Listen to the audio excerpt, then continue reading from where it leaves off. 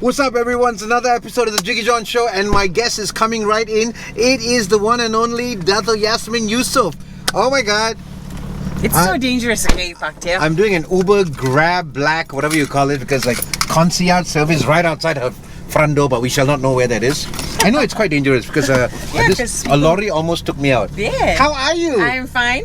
Thank you so much for making time.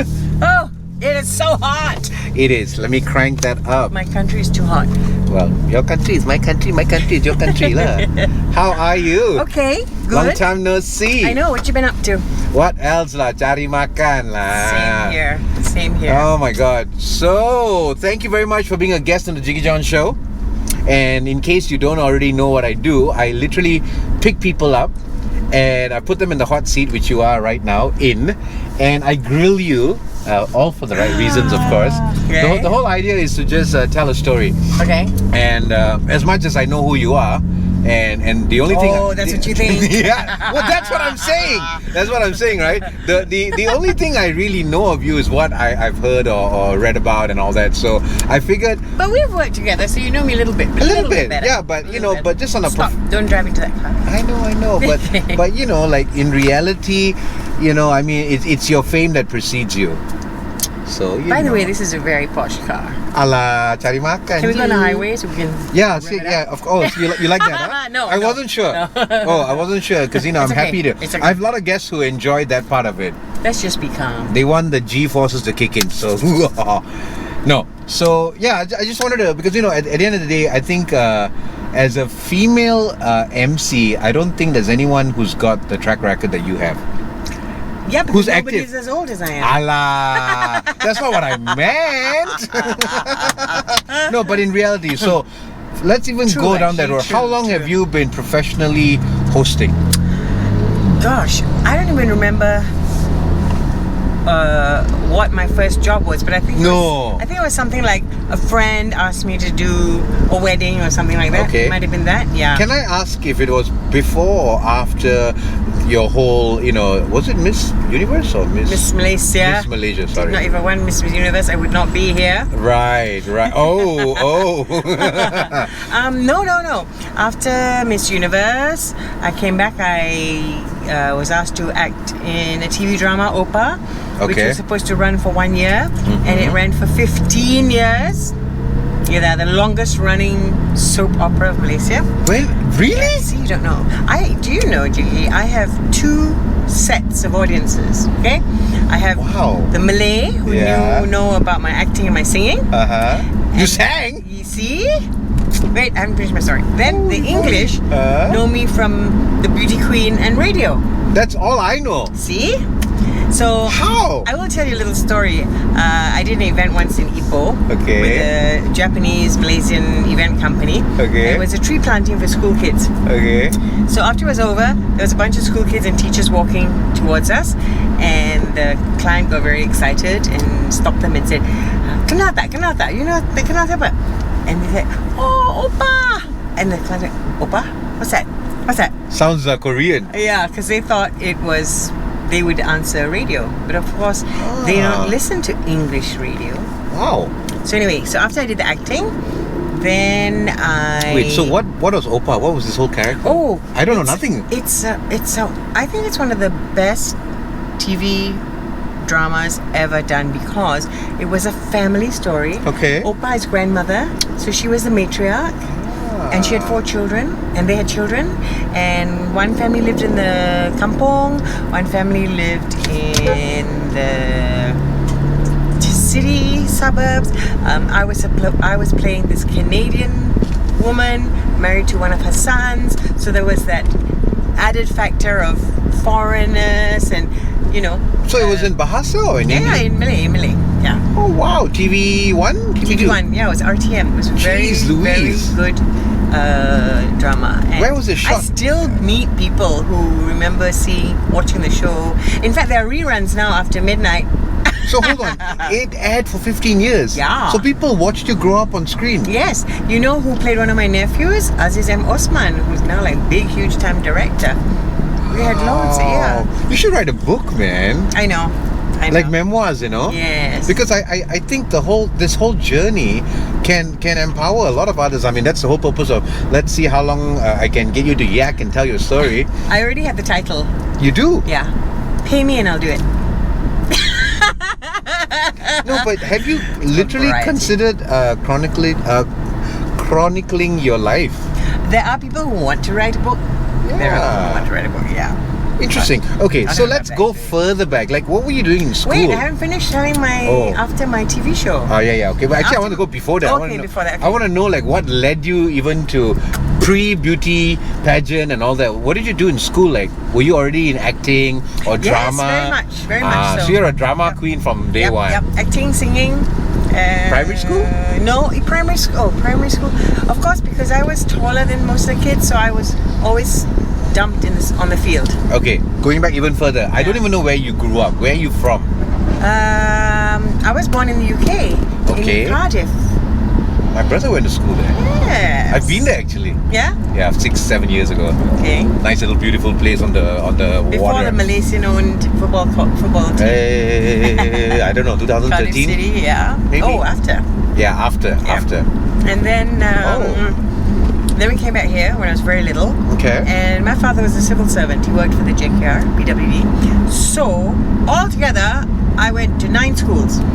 What? So, I am not the person who has childhood friends. Oh, you're almost like an ambassador's kid. Yeah, kind Except of. in the country lah. So you need to always adapt. And we always have to make new friends and leave old friends, and so that kind of made me the person I am, I guess. More adaptable. Yeah, was it just Peninsula or East Malaysia? No, just Peninsula.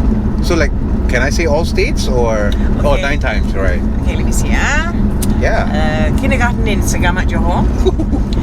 Standard 2 in Pekan Pahang. Okay. Standard 3 in Asunta PJ. Oh wow. Standard 5 in Sultan Sulaiman. I'm a Lasallian, by the way. Oh really? Lasa PJ, yeah. Standard 5 in Sultan Sulaiman, Kuala Terengganu. Okay. Whoa. Yeah. They didn't have TV then. So I had to leave TV in KL and go to okay. Then and go to school on a Sunday. Yeah? Back then? Yeah. Already? Yes. Oh, I didn't so know you this. go to school and you'd be reading the Sunday papers, the cartoons, and then you had to go to school. It's a bit weird. Yeah. Huh. And then Form 1, 2 and 3 in BBGS, Bukit Bintang Girls School. We moved back to KL. Yeah. And what about 4 and 5? 4 and 5 I went to boarding school, Tengku Kursia College. Where's that? It was in Seremban. Oh wow. Yeah. You know, they take at my time they took the top 100 Malay girls in the country, so I was probably number 99. And how modest. Would you like to know who my contemporaries were at the time? Yeah, please. While I was there, not in my year, my senior. Yep. In my first year, there was a Rosmah Mansor in my house. My Kak Rosmah. Are you serious? Yes, she was in upper 6. In lower 6 was Kak Wan Aziza. And you were how old at that point? Oh, Form 1? 16? No, Form 4. Oh, so she's slightly your senior. Yeah. Kak Rosie. Yes. And 1 year her junior was Wan Aziza. So she knows you then? Of course. And Wan Aziza was my table leader, so she knows a lot of my secrets. Wow. Wow, you're like the who's who, man. Yeah. And then the next year, Sharizad came in. Also my house. Damn. Yeah. And Marina Mahathir at the These same are like time. the golden girls. Amazing, right? And I was there when all 4 of them were there. Marina Mahathir as well. Man, you gotta get a photo Amazing, in. right? I know. Holy crap, I gotta get a bus and put all of you girls in and just talk about then. Don't talk about now. You know what I mean? My goodness, how times have changed. Huh. But I can tell you that when Aziza and Sharizad are exactly the same as they were in school. Really? Especially Sharizad, the same humor, laughing, and Wow. They haven't changed. Hearing that from you as a, I guess as an, not someone in that scene, it's quite interesting. Even Marina's the same as well, actually. Yeah, we only look at them that way, right? Yeah. Because you don't know them personally, you didn't grow up with them. Yep. So what happened in school? Like, did you do like plays and... Lots of plays. I had Syed Alwi and Lee Ju-Fo come and watch us and judge us. Because we were a premier school and we were kind of an experimental school as well. Like we were the first school to do science and math T syllabus when everybody else was doing N syllabus, stuff like that. Okay. Yeah. and we had a school band, which I didn't do, but we had a photography club. And the problem is, you're in boarding school. Yeah. So you can never say you're not free. You can never say you left your homework at home. You can never say your dog ate your homework. Well, and you can never say you're not feeling well because they'll send you to sick bay. Infirmary, yeah. Yeah. Jeez. So boarding school's different now. But I mean, I guess it still made you who you are, right? Yeah, true. Interesting. So I also went to school in Rosmazia was Dato Yasmin, who is our first space ambassador. yes. Yeah. Wow, quite the power hitters, And she huh? was our school hockey captain. Phew. Did you play any sports in school though? Oh yes, all the athletics you can imagine. Really? Yes. And you enjoyed it? Yeah. Okay. Well, athletics are not so. I mean, you were not forced to do it, but you did it on your own. No, we all in boarding school. There's no excuse. I understand. You have to, yeah. But before as in, that, did you represent the school? yes. Wow. Yeah. What did, sport though? what did we play? Yeah? I represented the Lacrosse? school later in Form 6 for hockey. Hockey. Really? I played netball, Wow. hockey. I tried to play volleyball, and then I did all the You're like a track jack and of all field. trades, huh? Yeah, track and field, Jeez. relay, 100 meters. The whole 9 yards. Yeah. Was there a sport that you actually enjoyed though? Long jump. I like long jump. What is your height actually? I don't know, 5'7" and a bit. Okay, like that's actually normal, yeah, right? yeah, but not then. Really? Yeah, I think then. My it was mom's right, yeah. 5'11", so can you imagine? And So she- and I used to always be forced to do high jump. Oh, you're tall, do high jump. Oh, you're long legs, you can run. That Yeah. angle. So okay, then what happened after school? Then in lower 6, I won an AFS international scholarship. So I went to high school in San Diego, California for Come on! How long were you in San Diego? a year. Do you know, I went to San Diego for the first time in my life exactly a year ago. Last year, January. Wonderful? I guess I can say this since this is YouTube. I was high on secondary weed. It's legal. It's Oh, legal. yeah, it wasn't legal I'm then, okay. walking down the Gaslamp district and I'm just getting high on somebody else's supply. The whole of California, it's legal. Yep. So But okay. it wasn't then. Actually, that was the 70s, so there were drugs. There were was gonna much say, stronger drugs. would've That been was rampant. acid. Yeah, it would've been and, rampant. LSD and all that. Yeah. You had to be careful when people offered you. Holy crap! You went to school and you were how old then? 16. Oh, Yeah, life changing, the no? best year to go. Yeah. You know, Malaysia didn't have color TV then. Oh, and you had it there. You had it there. And I went to everything. I mean, the 3 days after I arrived, they took me to a Stephen Stills concert. I saw my everybody. God. Alice Cooper, No Moody way! Blues, and I saw Elvis. Come on. Yeah. What year was this? 73, I guess. What year did he pass away? I don't know. It must have been just after. He was already a little bit bloated. He wore that white thing with the fringe. And nobody in my class wanted to go with me. Everybody refused. They were like, you're kidding, Elvis. Why? I really wanted to go. They didn't like Elvis? Of course not. Greaseball, no. Oh. Who likes Elvis when you're a teenager? No way. Oh, because he was too old? Yeah. Oh. And I only went so that I could say I saw Elvis. I was gonna say, I don't know anyone who's actually seen Elvis. People queued for a week, okay? They camped outside the stadium. Were there any other Malaysians there in San Diego with you? Like just random? Yes. On my AFS program, there was a girl, Lily, who's from Kelantan, but she lived in another part of San Diego, in El Cajon, actually, a suburb. You keep in touch with her? Yes, we have. We had a reunion. We had our 40th anniversary. We went back to San Diego. It was so cool. You're next level. I'm so glad I got you out today, man. It's like you got stories galore, lah. See? Wow, and I can't imagine. So what is AFS? I've never heard of it. American Field Service is an international exchange program. Okay. It started in World War II, where the Americans volunteered to become ambulance drivers Right. in Europe. That was Right. called the American Field Service. There they met European families Yep. and invited their children to come and visit them in America, Okay. and vice versa. So that's how So it. how did it end up coming all the way to Malaysia then? Because we have an office here. I'm actually on the AFS board in Malaysia. Is it still Yeah, around? it's still running, and it has actually grown. So you have shorter programs. You have programs for the handicapped, for visually impaired. To go to America, the American Embassy has a partnership with us. Yeah. So wow. Yeah. Wow. Oh my God! I just took my earring off. Yeah, it's cool. And can you imagine a 16-year-old coming from Malaysia going to Southern California? Mahdi Longman also went on the same program. No. 2 years after me. Oh wow. Yeah. So some people. I was lucky. The family I lived with lived in the center of the city, like walking distance from the Gaslamp. Right. And I went to the city school, San Diego High School, which was 30% black, 30% Chicano, and 30% white. Like you obviously look Chicano. Yeah. Right? Yeah. They probably thought you were just like everybody was probably yapping away to you in Spanish. Am I right? Not really. No? Not really. No. At that time, maybe I looked a little more exotique. Maybe. They wouldn't have assumed you were Latino? No. No. Like you? Maybe, but when I went to Mexico for Miss Universe, I looked just like everybody else. That's what I'm saying. Yeah. Because now I'm watching Narcos. You could very well be one of the godmothers. See? Like you could be one of the big dons running the show, right? Dato Yasmin. You can do that. Wow. Okay. So then you came back, and then what happened? And so when you go, you miss a year of school. So you come back. So it's a year behind. Yeah. Right. Yeah. And went back to Czechoslovakia, and then my mother decided not to have me in boarding school anymore because she knew I'd go away to university.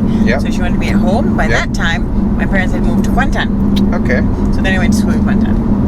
Wow. Yeah. So did you do Form 6 or what did you do? Yes. Like Form 6. A-level, no, okay. Form 6. Higher school certificate. And then after that? So okay, when is the beauty pageant thingy? So then I went to England University in Bradford. What did you do? I did a course. When I applied, it was called Human Purposes and Communication. MASCOM? Yeah. No. Sociology, psychology, literature, and philosophy. Philosophy. Oh yeah, Descartes, Sartre, all this. So after a couple of years, they realized that nobody knew what it was and nobody could explain, so they changed the name to Human Studies. So I have a degree in Human Studies and focusing on psychology. Interesting. Which actually has been very useful, psychology. Right. So after 2 years, I did, my university specialized in sandwich courses. So you do a thin sandwich, which means you study 6 months, work 6 months, study 6 months, work 6 months. It's like practical, which is very good for technical courses like engineering because you could end up getting a job in the place that you trained. Right.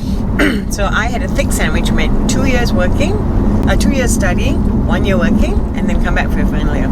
So my dad got me a job at home in Genting Highlands. Doing what? With the Genting group? Yes. Come on. Yeah, I lived in Genting Highlands for a year. Are you freaking kidding me? Yeah, we used to look at out of our window at the lights of KL below. Oh, yes. Which, like staff quarters? Sales promotion. Staff quarters? Sales promotion. Yeah, staff quarters. Good Lord. What in the world? Yeah. So I went to Genting and I did my thesis on people living together in a closed environment. Did you ever meet the founder? Of course. It's a good friend of my dad's. Yeah, very nice. Because my father was in the JKR, so my father was the one who was responsible for helping him with the infrastructure and the land and the water supply and all that. Is your dad still around? No. Okay. So my dad, it was like a busman's holiday, He would have to go to places like Fraser's Hill, Cameron Highlands to check out things, and we'd all follow for the holiday. Yeah. So Genting, so we knew. Even your childhood was pretty a lot of adventure. Yeah. Wasn't yours? Well, I mean, not at this extent. Oh. I mean, like this whole travels and. I mean, especially when your dad gets paid to go do that. Mm-hmm. So it's like a paid holiday, no? Kinda. Yeah. I mean, you stay in staff quarters, right? Or yeah. And my dad was a government servant too, but he was RTM. Oh. He was electrical engineer. Yeah. So he also moved around like a nomad, but we were all here. Oh. He's the one who did the moving. Yeah. So so then what happened after Genting? So while I was in Genting, they had a Miss Genting competition. So although I was an executive, they all pushed me to enter. How old were you? 21, 22? Something like that. Right. Yeah. And I won. Oh. So after Miss Genting, we then go for Miss Interhotel. Those things don't happen anymore. They should so do it. So every hotel had a beauty queen and then had a Miss Interhotel. Let's start it again. So I didn't win. I got Okay. second. Who did you lose to? I can't remember. Oh, my But Lord. Maggie Lou, who's a former Miss Malaysia, was there, and she came up to me and she said, "Never mind, we go for Miss Malaysia." Okay. And the rest is history. So what happened in Miss Malaysia? They did an ad in the papers. Okay. Okay. This is while I'm working in Genting. Okay? They did an ad in the papers, and so I wrote in and I entered. So I went for an interview, got through the first round and then semi-finals, and I only told my parents when I got into the finals. So I'm sure my dad would have said, "Absolutely not! Really? You're here to work." Oh. You're What did going he back do? to university. So what did he do in the end? They bought a table. They came to the dinner. And then when I won, my parents gave me this beautiful ring. And I thought, they already had the ring. That means if I hadn't won, they would have also given me the ring as well, you know? Wait, so you were not even done with education yet? No, I was in my third year. Wow. So I won in May. I went to Miss Universe in Acapulco in Mexico in June. Damn. July. And it was the longest competition they had because it was an entire month in Mexico. Now I think it's every time it's a month, but they had never done a month. Right. I went to Mexico, and it was weird because I had been on AFS, exchange student, where you have like 40, 50 people from all over the world. It was very similar to that experience, Right. you know, except there was only one person from each country. Right. So while I was at Miss Universe, I sang, and they knew every time. Because once they found out I could sing, every event we went to that had a band, they were like, Malaysia, canta, asked me to sing. And then I got a recording offer Come on. to go to New York. Come Yeah, on. from Vicky Carr's manager. Asked if I was interested. Okay. But I said, no, I still have to finish my university. Oh, come on. You know, degree is... You would have been the first Yuna. No lah. No, jokes aside, New York, Yuna, you know. Fun, right? But I don't know, education was so important to me, and I there was nothing I was going to get my degree come what may. So that wasn't even something you even bounced off your parents. No, you knew that. No. Yeah, I knew that. Wow. So you were still focused. I mean, you were still, you know, you had your foot was firmly in the ground, right? Yeah, Or on the ground. Yep. Interesting. And what kind of genre of music did you sing? Just popular music, I guess. Pop music, you know. I mean, but there I had to sing something that was also popular in Spanish. Okay. I mean, I had a version in Spanish. So, Right. Yeah. Anyway, I came back. Yeah. And you know that Mexico is exactly the other side of the world to Malaysia. Of course. So the jet lag is like crazy. Hit you like a mofo. What year was that, by the way? 78. Okay. So then, after that, I came back, went to bed, and my dad woke me up and said, "You have to come with me to this dinner." Okay. It was some company dinner or JKR dinner. Okay. Because my mom didn't want to go. So I had to accompany him. Right. And my dad was very proud of my singing. Okay. Always asked me to sing wherever we go. You know? Right. His favorite song, like Autumn Leaves, you know, stuff like that. Okay. So he asked me to go up and sing, and the MC was Ahmad Daud, and I sang, and he said, "Hey, you can sing. You want to sing?" I said, "Okay." Okay. He said, "Set up a meeting with Frankie Chia and Ahmad Nawab of Warner Music." Whoa. It was then called WA. So I went and did audition, and I signed a recording contract. What? Yes. Okay. So, at the same time as Khatijah Ibrahim. Okay. Oh, wow. Yeah, and then a couple of months later, Jamal Abdullah came as well. Right. They're still singing. No.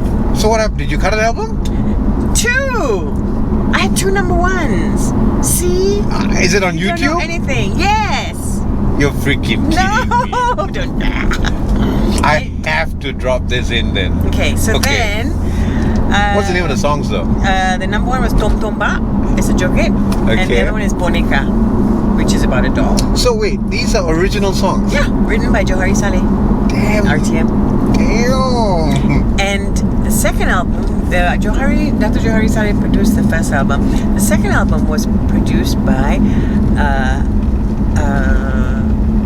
Ajmal Hussein, whose son is a singer. Okay. Imran? Is it Imran? Yeah. Doesn't ring a bell. Yeah, he's very good. Anyway, so this is all just before I'm going back to university, okay? Right, So right. This all happened. I came back from Miss Universe, it was July, and I went back to university in September. Right. Actually, my Miss Malaysia time only was 4 months. This is something I have questioned over the last 41 years since I won Miss Malaysia. Okay. Why people remember that I was Miss Malaysia when I was only here for 4 months of my Miss Malaysia year. Wait, sorry, what do you mean like 4 months? Not a whole year. Where were you the rest of the time? I went back to university in England. You didn't really do your rounds for a whole year. So yeah, that makes sense. Yes. How? I don't know. What kind of an impact did you make? Exactly. And the best part is, when I went back to university, of course, everyone in my friends were social scientists, not into beauty queens. So they were like, "Oh, I was working in a factory over the summer and I saw you on TV," or somebody else said, "Oh, I heard you went for that meat market." So I said, so my reply was, "I spent my summer in Acapulco. Where did you go?" Oh my Lord. Yeah.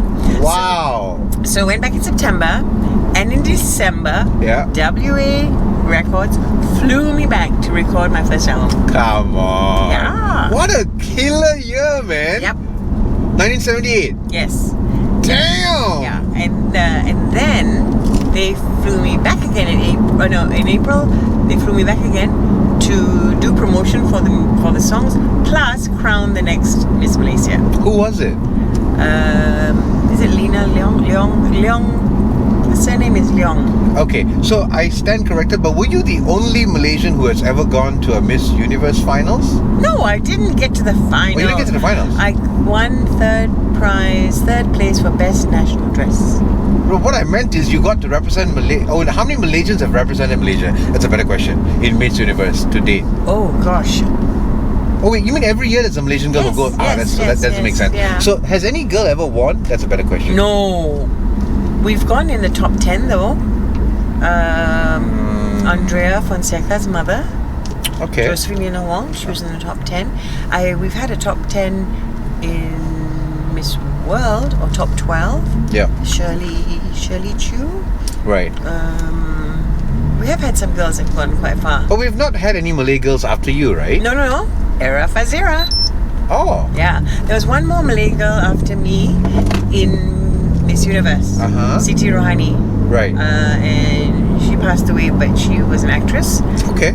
And then for Miss World, I think Era was the last one, I think. And then they kind of like, let's not have Malay girls, Then the 3 girls went and entered a beauty contest in a bar, and the rest. They spoiled it. So I understand. Well, not they spoiled it. The authorities.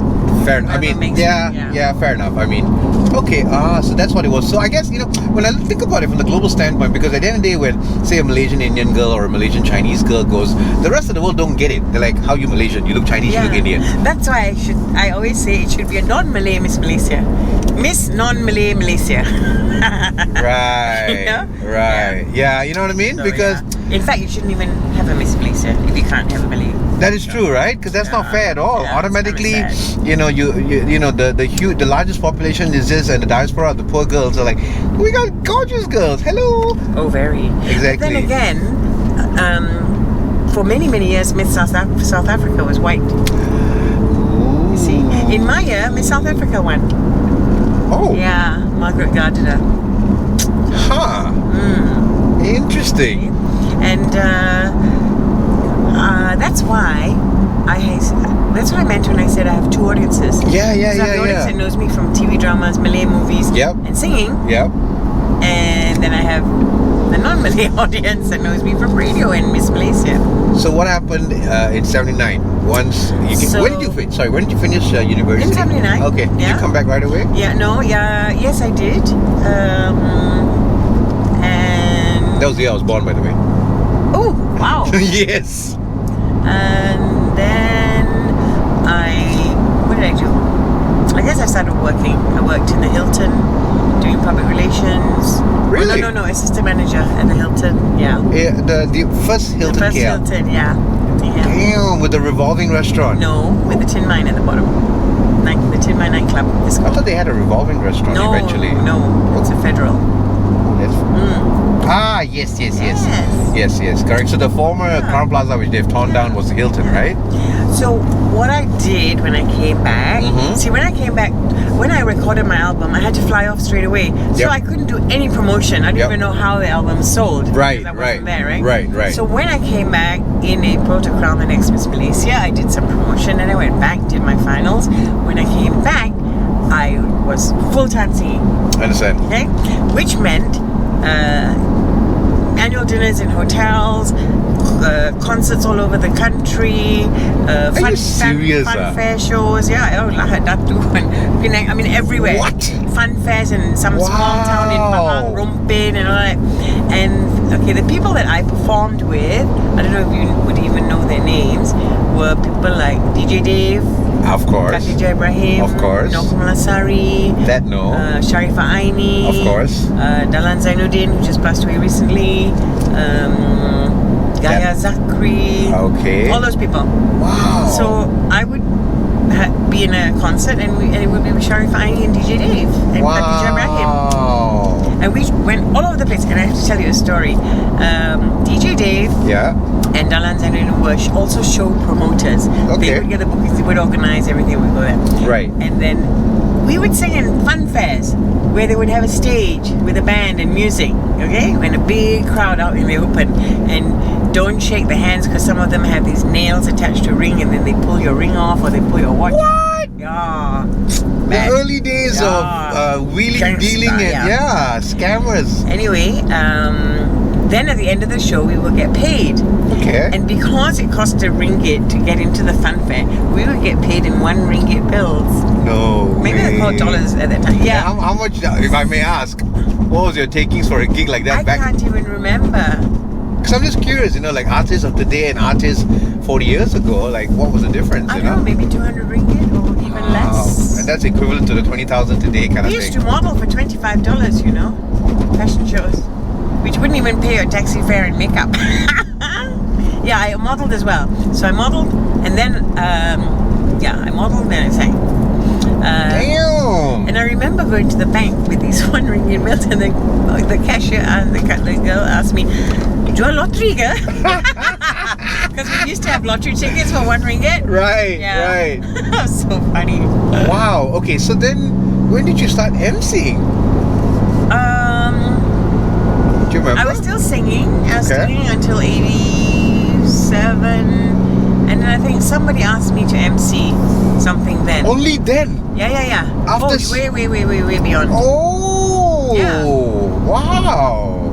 And I did meet a certain someone called Patrick Teo. Of course, he's my neighbor, by the way. He lives in my condo. Yeah. So he said I should do voiceovers. So I started doing voiceovers. And while I was singing, I got a call from RTM, from RMIK, Noramin. Yeah. And it's part of our promotion for singing, right? Okay. So asked me to appear on his show as a guest. Yeah. So he said, why don't you bring your own music, what you like to play? Right. So since I brought my own vinyl records, he said, okay, since you brought them, you introduce them. So after that, he said, want to be a DJ? So suddenly, I was on radio. Wow. See, I told you the title of my book, Pay Me and I'll Do It. Oh, okay, now I get it. Yeah. It didn't ring a bell earlier. Yeah. Okay. Whoa. So then I became this radio DJ, and RMIK had in the evening a 1-hour show called Fascinating Malaysia, which is like a tourism travel show, and they had all these scripts sent in by the tourism department. Yes. And you just had to pick whatever you wanted to read. Right. So I picked, but I rewrote them. Oh wow. I rewrote them, and then I did, and then people were all calling me, who are you? Where are you from? Right. Are you English? Are you foreign? Can we take you? And I loved that, and I loved the fact that radio was all about. It's called, Patrick says theatre of the mind, because you can't see the person, but you can imagine. Right. But of course, after people found out who I was, then that was the mystery on. So then I got a chance to work on Radio 4. Right. Okay. doing sponsored shows. Okay. Which means that somebody would buy an hour's time and then they would choose me to present their shows. So Shangri-La Hotel, Penang, had this 1 hour show. It was produced by Yasmin Ahmad. Okay. And scripted and everything by her, and the commercials. And I did the first live radio call-in ever in Malaysia. No kidding. Yes. You know what? Who was the first caller? This is historical. That is actually right. I should have. You know how historical that is? Yeah, it was. That is. I can't believe it. That you were the one that were the first one. Yeah, because at that time nobody had live call-ins. Nobody called radio stations. And what year was this again? I don't know. It would be the late 80s, I guess, or mid 80s. Oh, and I remember because it was so historical. Yeah. Outside, there's this little room with a glass window. Yeah. It was packed. Everybody came to see.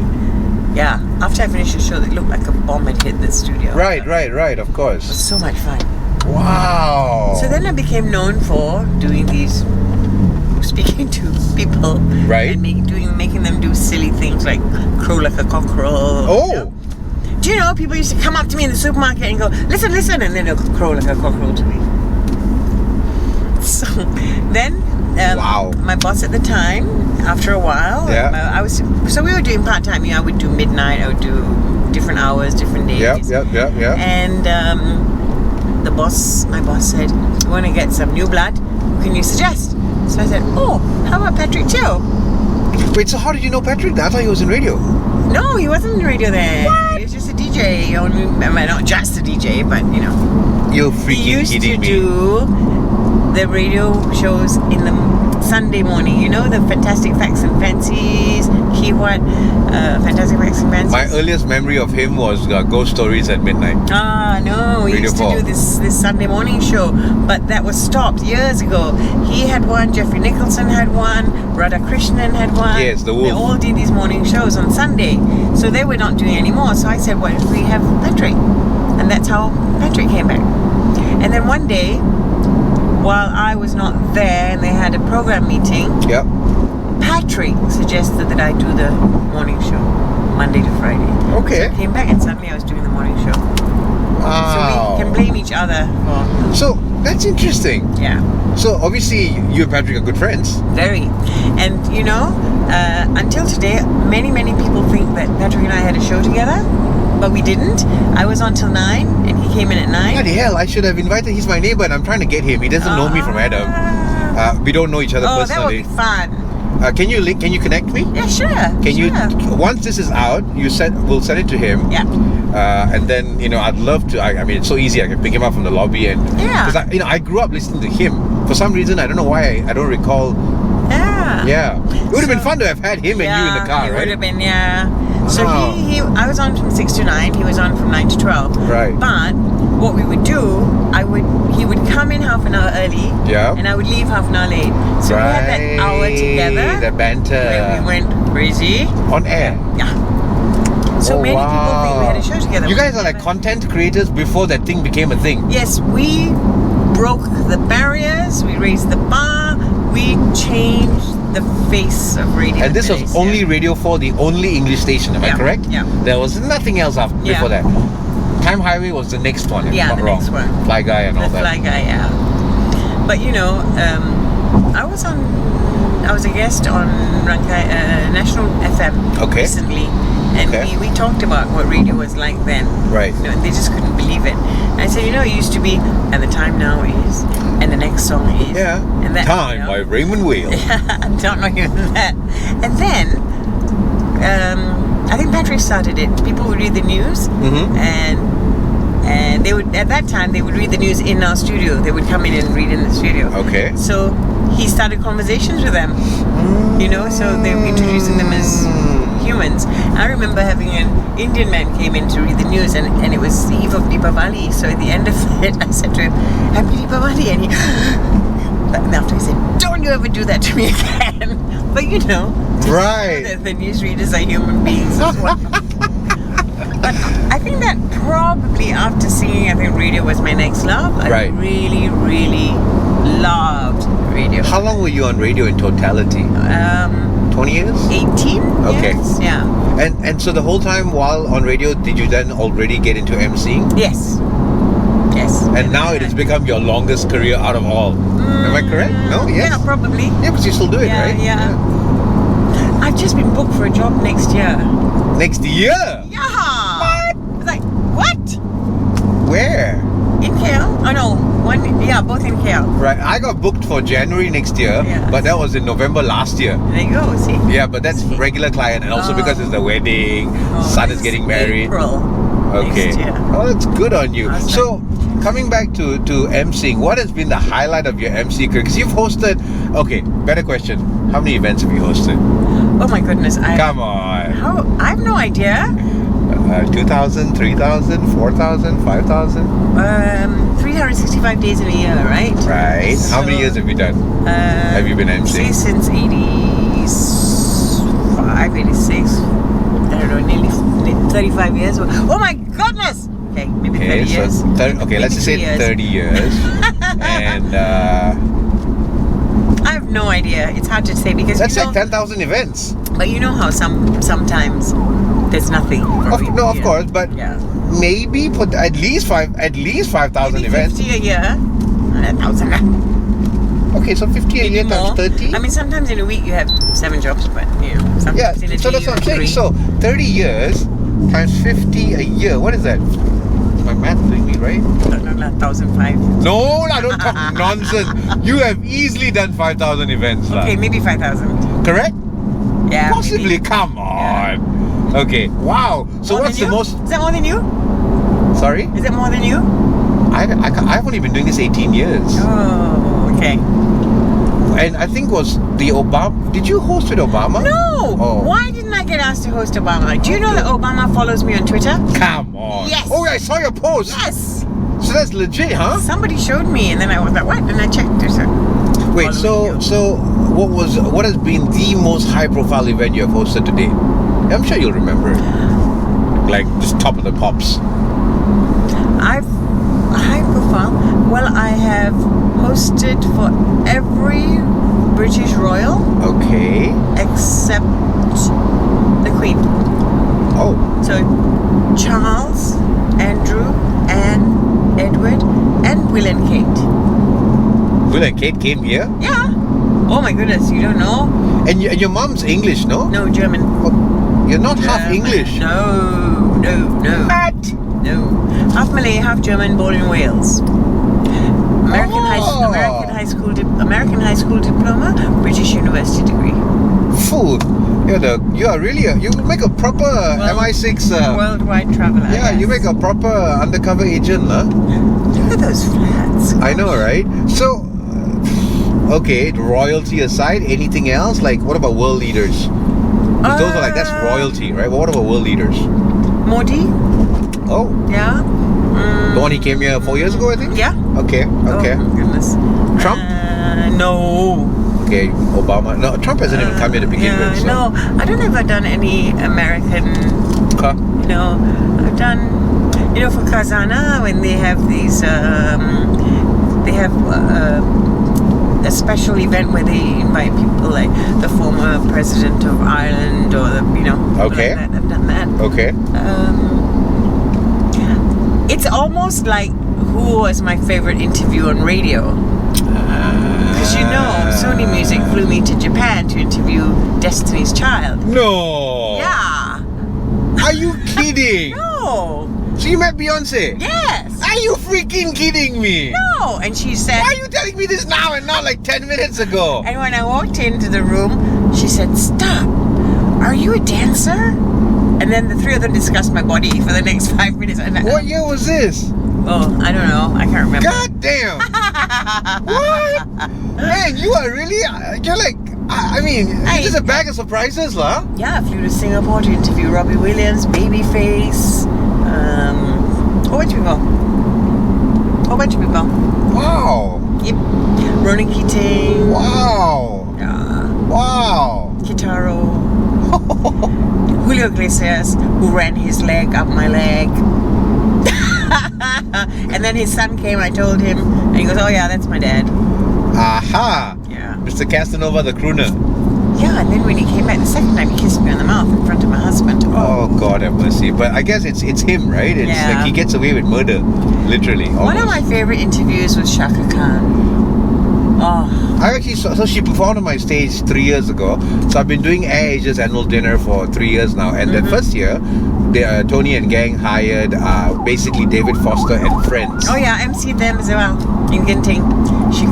No, but this is a private event for Air Asia. No, but the David Foster. Oh, right. David So Foster Shaka Khan was there, CeeLo Green. Ooh. Yeah. But that event, sadly, I think age had caught up, and she couldn't power through her songs and all that. Yeah. Wow, so you have really... But I was very excited because I've really prepared to interview Shaka Khan, and I found out that she has these chocolates that it's for her charity. Okay. And she calls them chocolates. So we talked about that, and she was quite surprised that I knew about it. And after that, the secretary came in and said, Miss Shaka Khan wants you to know that that's one of the best interviews she's ever had. Aww. So exciting, right? Aww. So exciting. Look at you, man. I mean, you're like a freaking Pandora's box of surprises. It's like every time something comes to your mind, you're like pulling out another nugget. And my life's quite boring, right? My foot! I'm like, this is the best story I've heard ever in the longest time. And I interviewed Robbie Williams in Singapore, and when I stood up, he said, "Your fly's undone." That was the end of my Robbie Williams interview. What can you reply to that? I just said, "See what you made happen." Of course, it was not true, right? It was true. Oh. Yeah. So I said, "See what you made happen." So funny. Damn. Yeah. So these days, high profile for me would be for Malaysia, launch of the Mersat satellite, launch of the Proton Saga, so opening of SEA Games. Oh, that was huge. Me and Raymond 2 years ago. Oh yeah, with memories. That was massive. Oh, you did that? Yeah, it was massive. Oh wow. I've also emceed a King's Son. Yeah. With 9 sultans, PM, DPM, Sultan Brunei, and 2 wives. Yeah, because I dare say for all female MCs, I'm sitting in the presence of greatness. I don't think anyone else has your track record. There's absolutely no one, and I stand corrected, but I know I'm not going to be corrected because I don't know of any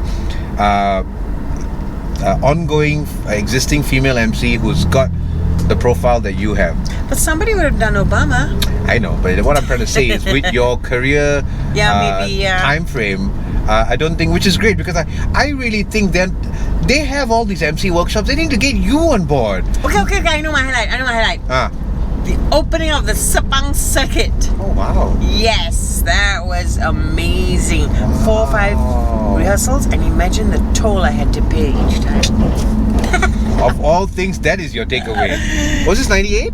Yeah, when they opened the circuit, and those planes had to come each rehearsal. So how many prime ministers so obviously only from Tun lah, when he was in his early days. Yeah, because that's when you started. He would have been a young prime minister then. Because I emceed all the what was NASA doing? All the Kia launches. And Dr. Mahathir was a very good friend of the late Tan Sri Nasmuddin. Right. So he was at every... No, but I was going to say, but if you go back to the 80s and 90s, Tun M was the sitting PM then. Yeah. So in reality, you've only gone... Did you do anything with Tun Badawi? Yes, of course. Okay. Such a lovely guy. Of course, Dato Sri Najib as well, I'm sure you've done. Yes, lots. Yeah, so I mean, from that standpoint, so... And the Kings, apart from Kelantan. So what's the highlight of your career thus far? Overall. I don't know. I mean, it's not over, far from it, but what's the highlight so far? I think SEA Games is one of them. Yep. Because we worked with the same sound and light production people that do the Olympics. Oh, wow. They did the London Olympics, they did the Japan and Korea Olympics. So to work at Sydney Olympics, so to work with that kind of... That caliber, show calling and show production. Yeah, it's really... Man, I would have loved to have come and carry your bag just to listen and learn. I would have learned so much. Yeah, as a show producer, that would have been like the best... Yeah, so that's why I think when we heard Memories Got It, we were like, yeah, it makes sense. But we also knew that they definitely worked with the folks from London. Yes. From the London Olympics. Yes. Yeah, I mean... It's brilliant. Yeah, that's what I heard. So awesome. Then it's a chance for you to learn, you know? So that was your highlight. Okay, here's a totally different question. What's any super jarring low? Was there ever an incident? Has there been a moment in your career where the definition of the show must go on became a reality? All the time. No, I know, but like legit, like something went wrong. Like opening a Sunway Pyramid and state of the art sound system. Yeah. With a video, and the video came on, there was no sound.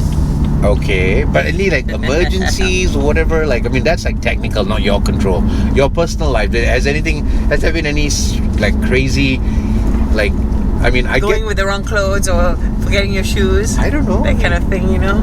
And then I can write a book about MCing. That's for sure. That's what I'm trying to say. So you, in all honesty, we need to have an MC workshop with you. Just doing. I do MC workshops. You do? I do. How is it I'm not aware of this? For companies. Right. Once in a while. But the page MCs of Malaysia, they just had one, or they're having one, and they're all greats in there. But in reality, for the ladies, there's so much they can learn from you, especially all our young girls who are now. They might not want to learn. Oh, bullshit.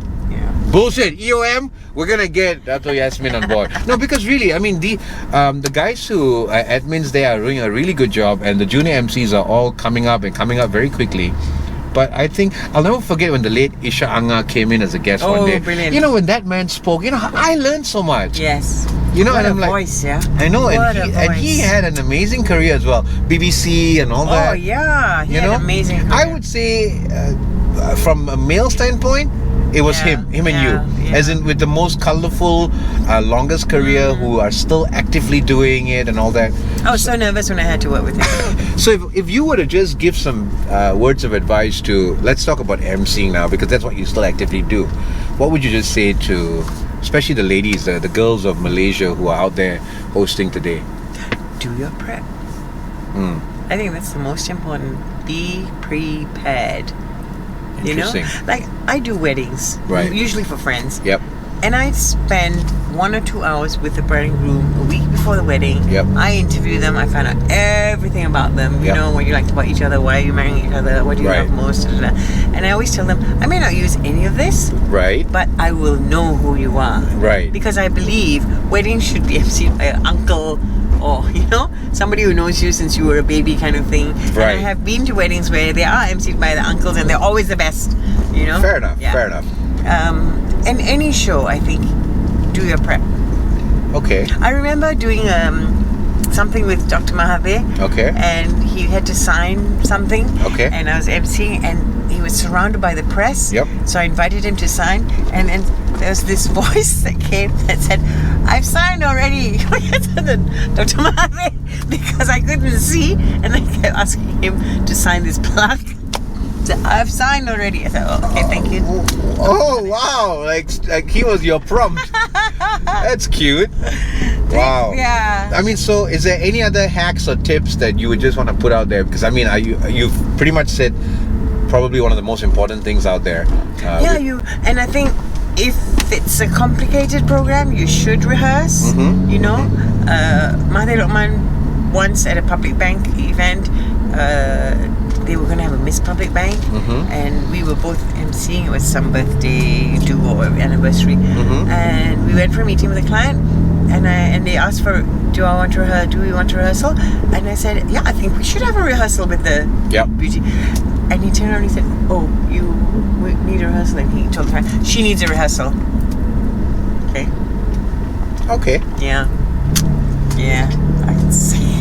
Well, I mean, there are a few of them, and I think he was well known for being a man who just knew what he was doing, or you know, and he prided himself at having done so many. I think he was also quite highly sought after. Oh yeah. Probably, I would say for male, he would have been your male counterpart with regards to high profile. Most definitely. I would think so. It's a shame that I never got around to. Most definitely. You know, getting a chance to interview him. But yeah, interesting. Okay, is there anything else you want to put out there? Because you know, I don't want to take too much of your time, and I promised you 45. We've gone way past. And you know, I'm actually coming all the way to the end of the street because I know I've passed your place. Yeah. Do you know this is where I began my career?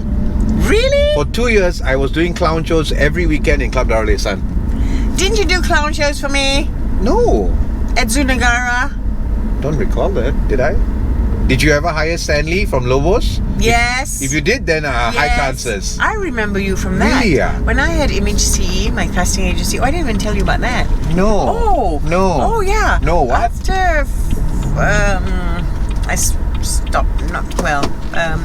stopped singing. Okay. I said I have to get a job, so I opened a casting agency. What was it called? Image CE. No kidding. And my agency is the one who discovered Aznil Nawawi. What? Come on, I need 2 hours or 3, man. I can't get all of your story everywhere by 54 minutes, and I'm like, man. Tiara Jacqueline. Come on. Ramona Rama. Come on. Seriously. Through your agency. Elaine Daly. What the hell, man? Yeah. And I have them still all on video. Blackmail material. Hans Isaac. Well, I didn't discover him, but he modeled for me. Yeah. Wow. So I had a casting agency for 12 years. And that was like my main business while I was doing radio. And I would go to the casting agency. Okay. Yeah. So now, just before we really, we've said wrap up 3 times, because I really don't want to take up your time. What else do you do now besides emceeing? Like, are you doing any other side hustles? Because it sounds like you can't sit down quietly. I am the lady golf captain of the Royal Selangor Golf Club. So that's why I'm the colour that I am. Yeah. And I organise, I have a committee obviously, but we organise all the events for the ladies. And that's like a full-time job. I understand. And not unpaid. What do you do for fun then? Like, how do you unwind? I play golf. Okay. Yeah. I cook. I love cooking. Wow. Yes. Read sometimes. Okay. I tell you something that I have done in my life, which is quite amazing. Yeah. I was invited to ride on the back of a Ducati Desmodici. Is that what I say? Ducati. Pillion to Randy Mamola around Sabah. Phew. Okay. When it opened? No, in the MotoGP. Okay. And I did it. Yeah. And I managed to walk after that.